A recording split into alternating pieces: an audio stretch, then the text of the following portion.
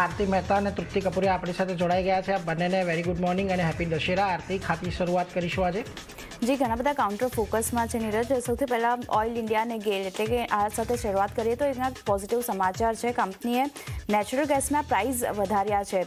Natural gas માટે કિંમતો $6.96 પ્રતિ MMBTU અહીંયાથી નક્કી કરી છે અને ઓક્ટોબર 2025 માટે કિંમતો 6.96 અહીંયાથી પ્રતિ MMBTU નક્કી કરવામાં આવ્યું છે. તો ખાસ એક ધ્યાન રાખવાનું રહેશે. ભાવ વધારો કરવામાં આવ્યો છે નેચરલ ગેસ પ્રાઇસમાં, એટલે અહીંયા એક ફોકસ રહેશે.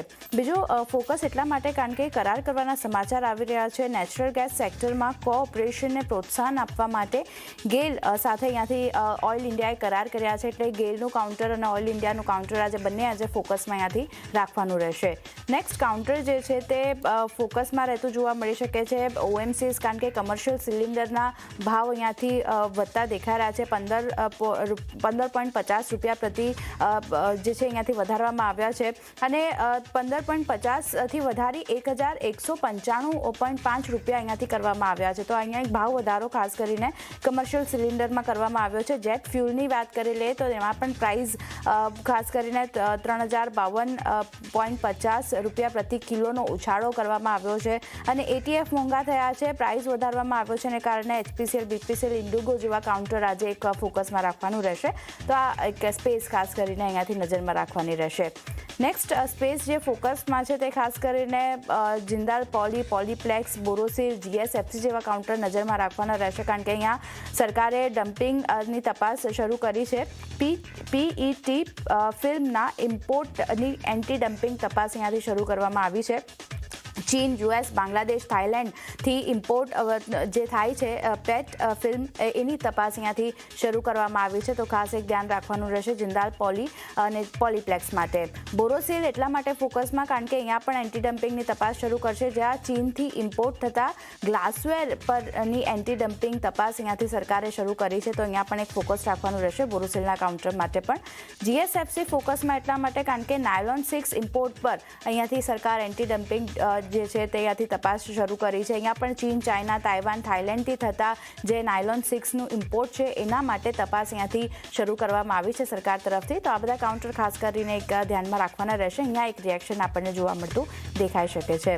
નેક્સ્ટ કાઉન્ટર ફોકસમાં શ્રી લોટસ ડેવલપર્સનું છે. પોઝિટિવ સમાચાર આવી રહ્યા છે. કંપનીએ આર્કેડિયન અને અમાલ્ફી લોન્ચ કર્યું છે. અહીંયા બંને પ્રોજેક્ટમાં હાલ સુધી 130 કરોડનું બુકિંગ થઈ ચૂક્યું છે અને Q3 FY26 સુધીની જો વાત કરી લઈએ તો પ્રોજેક્ટ વરુણ લોન્ચ કરવાની યોજના પણ કંપનીની બનતી દેખાઈ રહી છે અને આર્કેડિયનથી લગભગ 700 કરોડ અને અમાલ્ફીથી લગભગ 300 કરોડ ગ્રોસ ડેવલપમેન્ટ વેલ્યુ જે છે તે ત્યાંથી આપણને જોવા મળતું દેખાઈ શકે છે. તો આ બંને પ્રોજેક્ટ ખાસ કરીને જે રીતે લોન્ચ કરવામાં આવ્યા છે એને કારણે એક ફોકસ શ્રી લોટસ ડેવલપર્સ પર રાખવાનું રહેશે. પોઝિટિવિટી અહીંયા આપણને બનતી દેખાઈ શકે છે. વેદાંતા નેક્સ્ટ કાઉન્ટર અહીંયા ખાસ કરીને જે સમાચાર આવતા દેખાઈ રહ્યા છે. વેદાંતાએ સ્કીમ ઓફ અરેન્જમેન્ટ્સમાં શરતો માટે સમયમર્યાદા લંબાવી છે. સમયમર્યાદા 30 સપ્ટેમ્બરથી લંબાવીને 31 માર્ચ 2026 કરવામાં આવી છે. સાથે જ NCLTની જો વાત કરી લઈએ અને અન્ય સરકારી સંસ્થાઓ તરફથી હજી મંજૂરી આની માટે બાકી છે, પણ ખાસ કરીને આ યોજના હેઠળ કંપની પોતાની સબસિડરી કંપનીનું પુનર્ગઠન કરશે. એટલે એક આ અપડેટ જે રીતે આવતી દેખાય છે, કંપની તરફથી તેમણે સમયમર્યાદામાં વધારો કર્યો છે, પણ હજી જે NCLT છે તે અથવા તો અન્ય સરકારી સંસ્થાઓ પાસેથી જે મંજૂરી છે તે અહીંયાથી બાકી છે. તો ખાસ એક ધ્યાન વેદાંતા પર રાખવાનું રહેશે. નેક્સ્ટ કાઉન્ટર નેસ્લે ઇન્ડિયાનું છે. કરાર કરવાના પોઝિટિવ સમાચાર અહીંયા આવતા દેખાઈ રહ્યા છે. જો કંપનીએ ફૂડ પ્રોસેસિંગ ઇન્ડસ્ટ્રીઝ મંત્રાલય સાથે કરાર કર્યા છે, જેમાં વર્લ્ડ ફૂડ ઇન્ડિયા સમિટમાં કંપનીએ કરાર કર્યા છે, એટલે ખાસ ફોકસ નેસ્લે ઇન્ડિયા પર પણ રાખવાનું રહેશે. અહીંયા આ સમાચારના લીધે પોઝિટિવિટી આગળ વધતી દેખાઈ શકે છે. અને છેલ્લે મારા તરફથી એલાઇડ બ્લેન્ડર્સની તો વાત કરી લઈએ તો યુનિટ શરૂ કરવાના પોઝિટિવ સમાચાર આવી રહ્યા છે. તેલંગાનામાં 115 કરોડની પેટ બોટલિંગ યુનિટ અહીંયાથી શરૂ કર્યું છે. કંપનીએ 8 સુધી ગ્રોસ માર્જિન 300 બેઝિસ પોઈન્ટ્સનો વધારો થવાની અપેક્ષા બનતી દેખાય છે. એટલે FY28 સુધીની જો વાત કરી લઈએ તો અહીંયા 300 બેઝિસ પોઈન્ટ્સનો વધારો થવાની અપેક્ષા પણ બનતી દેખાઈ રહી છે. તો ખાસ એક ધ્યાન અલાઇડ બ્લેન્ડર્સ પર પણ રાખવાનું રહેશે. અહીંયા પણ આ સમાચારનું રિએક્શન પોઝિટિવ આપણને બનતું દેખાઈ શકે છે. તો ઘણા બધા કાઉન્ટર છે, ખાસ કરીને OMCs આજે ફોકસમાં રહેશે. બોરોસિલ, GSFC જેવા કાઉન્ટર એન્ટી ડમ્પિંગ ડ્યુટીની જે તપાસ શરૂ કરવામાં આવી છે એને કારણે અહીંયા એક ફોકસ બનતું જોવા મળશે. પણ એ સિવાય પણ તૃપ્તિ અન્ય પણ ઘણા બધા કાઉન્ટર છે જ્યાં એક નજર રાખવાની રહેશે. અને સૌથી પહેલાં તો દશેરાની તમે પણ શુભેચ્છાઓ. અને કયા અન્ય કાઉન્ટર્સ છે જ્યાં એક સમાચારનું રિએક્શન આપણને જોવા મળી શકે? આરતી, સૌથી પહેલાં તો તમને, નીરજભાઈને, બધા જ દર્શક મિત્રોને ખાસ કરીને દશેરાની શુભેચ્છા. અને ખાસ હવે હું અગર કાઉન્ટર પર અગર જો ફોકસ કરું છું તો સ્વાન ડિફેન્સથી આપણે અહીંયા શરૂઆત કરવા જઈ રહ્યા છે. પોઝિટિવ સમાચાર આપણી સમક્ષ આવતા જોવા મળી રહ્યા છે. કંપનીએ ખાસ કરીને અહીંયા MOU કર્યા છે. સ્વાન ડિફેન્સની સબસિડરી કંપની જે છે Swan defence and heavy industry limited, તેને સેમસંગ હેવી ઇન્ડસ્ટ્રી સાથે તેમને જહાજ નિર્માણ માટે અહીંયા સ્ટ્રેટેજિક અહીંયા MOU કર્યા છે, જેમાં તેઓ ખાસ કરીને કમર્શિયલ જહાજો છે તેનું પણ તેઓ ઉત્પાદન કરશે, તેનું પણ તેઓ મેન્યુફેક્ચરિંગ કરશે. એટલે ખૂબ જ પોઝિટિવ સમાચાર આપણી સમક્ષ આજે આ કાઉન્ટર માટે જોવા મળી રહ્યા છે. સેકન્ડ પર અમારી નજર બની રહી છે એ છે પ્રિકોલ. રડારમાં જે આવ્યું છે તેમાં ખાસ કરીને કંપની જે છે તે BOE વેરીટ્રોનિક્સ લિમિટેડ સાથે કંપનીએ અહીંયા MOU કર્યા છે, જે ભારતમાં ખાસ કરીને 2 વ્હીલર, 3 વ્હીલર્સ છે, કમર્શિયલ છે, ઓફરોડ કાર્સ માટે તેઓ LCD અને ખાસ કરીને TFT ડિસ્પ્લે છે તેના ઓપ્ટિકલ્સ બોન્ડિંગ્સના જે સ્થાનિકીકરણ જે છે તેના માટે કંપનીએ અહીંયા કરાર કર્યા છે. આ કાઉન્ટર પણ આપણા રડારમાં જોવા મળી શકે છે. ત્યારબાદ નજર કરશું કેન સ્ટેક પર. અહીંયા કંપનીએ પોતાનું યુનિટ જે છે તેઓ શરૂ કરવા જવાની યોજના બનાવી રહ્યા છે. ખાસ કરીને કેન્સની સબસિડરી કંપની જે છે તે કેન સેમિકોન, તેમને ખાસ કરીને UST સાથે ગુજરાતમાં OSAT યુનિટ જે છે તેઓ અહીંયા શરૂ કરશે.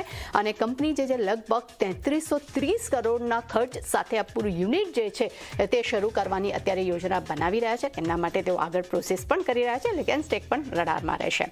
ત્યારબાદ છે સિગલ ઇન્ડિયા. અહીંયા ખાસ કરીને કંપનીને ઓર્ડર મળતા જોવા મળ્યા છે. તેમને Himachal Pradesh state industries development corporation પાસેથી કંપનીને બલ્ક ડ્રગ્સ પાર્કના ડેવલપમેન્ટ માટે અહીંયા કંપનીને ઓર્ડર મળ્યો છે. અને લગભગ કંપની જે છે તે પહેલા ફેઝમાં 225 કરોડનો ખર્ચ કરશે.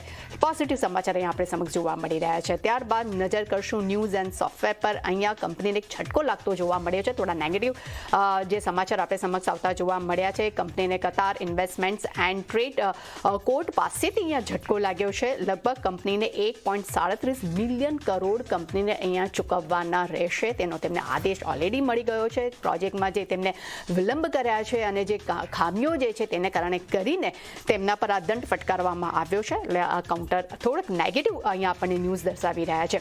રાઇટ્સ પર નજર કરશું. પોઝિટિવ સમાચાર છે. કંપનીએ ખાસ કરીને UAEમાં તેહાદ રેલ સાથે કંપનીએ અહીંયા કરાર કર્યા છે. ડેફિનેટલી ત્યાં રેલ પ્રોજેક્ટના ડેવલપમેન્ટ માટે કંપની અહીંયા કરાર કર્યો છે, જેમાં તેઓ UAE અને આંતરરાષ્ટ્રીય સ્તરે તેઓ મોબિલિટી ઇન્ફ્રાસ્ટ્રક્ચર પ્રોજેક્ટ પર તેઓ કામ કરશે.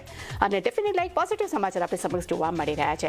હુડકો પર નજર કરશો. તેમને Q2 અપડેટ તેમને અહીંયા જાહેર કર્યા છે, જેમાં તેમણે કીધું છે કે H1 FY26માં 92,710 કરોડની લોનને મંજૂરી કંપનીને મળી ગઈ છે. અને Q2માં લોન ડિસબર્સમેન્ટ જે છે તે પણ તેમનું વધ્યું છે.